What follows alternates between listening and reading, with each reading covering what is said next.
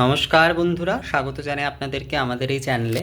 আমাকে একজন একটি বিষয় নিয়ে বলেছে যে দাদা আপনি সপ্তপ্রদীপ নিয়ে খুব দেখান, এবং এই সপ্তপ্রদীপে আরতির চলন কি আমাদের বঙ্গদেশে আছে, নাকি এই সপ্তপ্রদীপে যে আরতির যে বিষয়টি এটি মূলত হচ্ছে দক্ষিণ প্রদেশ এবং যে উত্তর ভারত আদি সেই দিকেই প্রধানত প্রচলিত? না, একেবারেই এটা পুরোপুরি সত্য নয়। প্রথম কথা যে আমাদের বঙ্গদেশে সপ্তদ্বীপ আরাত্রিক করা হয় না, এটা একেবারেই সত্য কথা নয়।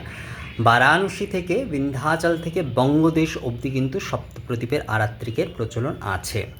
নবদ্বীপ আদি থেকে শুরু করে বহু জায়গায় কিন্তু সপ্তপ্রদীপে কিন্তু আরাত্রিক করা হয়ে থাকে, বহু জায়গায় সপ্তপ্রদীপে আরাত্রিক করা হয়ে থাকে। যেমন বর্ধমান আদিতে করা হয়ে থাকে।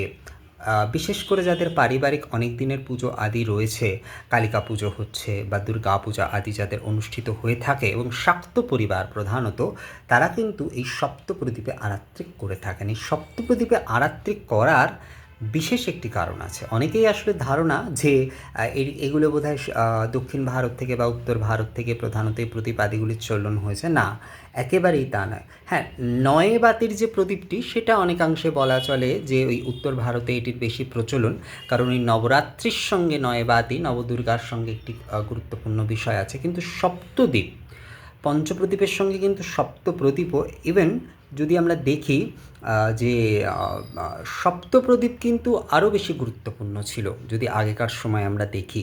তার কারণ হচ্ছে যে সপ্তপ্রদীপ অর্থাৎ এই যে সপ্তয়তী, এই যে সপ্তয়তী, এটা হচ্ছে অগ্নির সপ্ত জিহ্বা, মানে হচ্ছে অগ্নির যে 7টা জিহ্বা রয়েছে, এই সপ্তয়তী কিন্তু হচ্ছে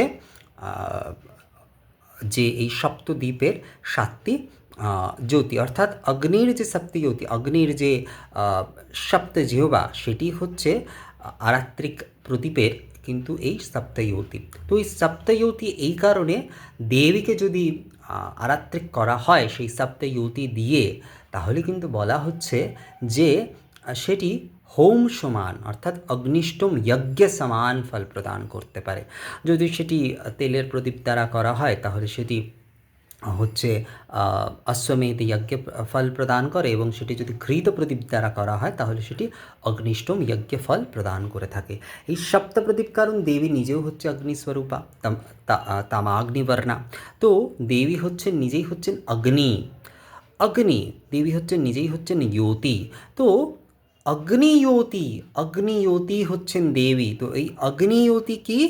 অগ্নিজ্যোতি হচ্ছে এই যে অগ্নির যে সপ্ত জিহ্বা, এই সপ্ত জিহ্বার মাধ্যমেই কিন্তু এই অগ্নিজ্যোতিকে আমরা দেখছি। তো এই সপ্তজ্যোতি হচ্ছে এই আরাত্রিকের এই যে সপ্তপ্রদীপের প্রতীক, অর্থাৎ সপ্ত যে জ্যোতি তার প্রতীক। সেই কারণে যদি আমরা সপ্তপ্রদীপ দ্বারা আরাত্রিক করে থাকি এই দেবী পূজাতে, তাহলে সেটি খুবই ভালো হয়। তো সপ্তপ্রদীপ এখন তো কিনতেই পাওয়া যায়, তো সেটি কিনে করা যেতেই পারে। এমন নয় যে পঞ্চপ্রদীপ দ্বারা আরাত্রিক হবে না, বা অন্যান্য প্রদীপ আদি যা রয়েছে তা দ্বারা আরাত্রিক হবে না। না, পঞ্চপ্রদীপ বহুল প্রচলিত আমাদের এখানে হয়েছে। এটার বিষয়টিও তন্ত্রের সঙ্গে অবশ্যভাবে জড়িত, কারণ পঞ্চপ্রদীপ হচ্ছে আমাদের পঞ্চ ইন্দ্রিয় এবং পঞ্চবায়ুর প্রতীক হিসাবে কিন্তু সেটি ব্যবহৃত হয়ে থাকে, এবং সেটিও যতটা গুরুত্বপূর্ণ, সপ্তপ্রদীপও কিন্তু অগ্নির সপ্তজিহ্বা হিসাবে কিন্তু দেবীর আরাত্রিকের জন্য কিন্তু খুব গুরুত্বপূর্ণ। অর্থাৎ অগ্নির যে সপ্তয়তী, অর্থাৎ অগ্নির যে 7টি জিহ্বা, সেই অগ্নিস্বরূপাই হচ্ছে দেবী, অর্থাৎ দেবী সেই অগ্নি। তো সেই অগ্নি হচ্ছে কিন্তু এই যে 7টি জ্যোতি রয়েছে জ্বালা রূপে, দেবী হচ্ছেন এখানে সেই জ্বালা রূপে, সেই সপ্তয়তীর মধ্যে কিন্তু, অর্থাৎ সপ্তজিহ্বার সেই জ্যোতির মধ্যে কিন্তু দেবীই রয়েছেন জ্বালা রূপে। তো সেই কারণে সপ্তদ্বীপ আরাত্রিক করলে কিন্তু বলা হচ্ছে যে যজ্ঞ সমফল যজ্ঞ সম ফল পাওয়া যায়। তো এই কারণে সপ্তদ্বীপে দেবীর আরাত্রিক কিন্তু খুব উত্তম।